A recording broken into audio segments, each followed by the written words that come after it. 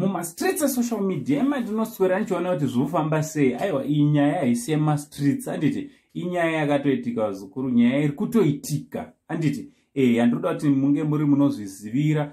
Takambouya nayo mwedzi wapera uyo, ndatoisa pafirst pinned comment kuitira kuti munge muri munozvinzwira.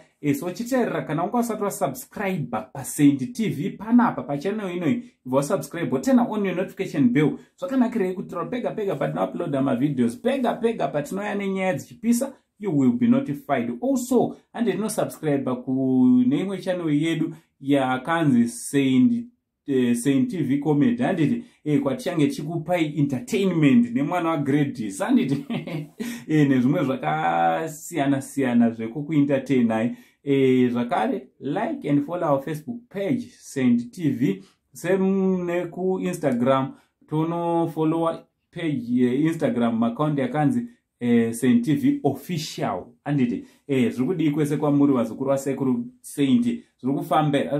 Vazukuru murundudzo kuti hamucha vazukuru vangu nekuwanda kwamakaita 34,000 tichitoti makorokoto mabirthday yenyu haufa, handiti hamuchade nemakeke ka, hamuchade nemakeke. Aiwa, tiri kumada makeke wawo. Nyaya yatauya nayo ndemudzimai uyo anga achishanda pachikoro chekuwadzana 8. Takamboita nyaya yachona. Madam ava vakabvuma mhosva yekuti vakauraya mwana wavo vachangomuzvara.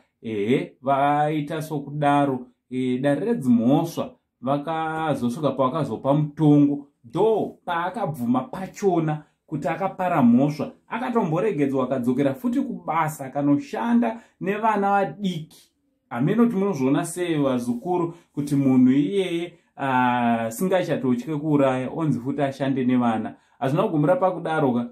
Mutongo wake akapiwa of recent, I think so 29 kana 30 June.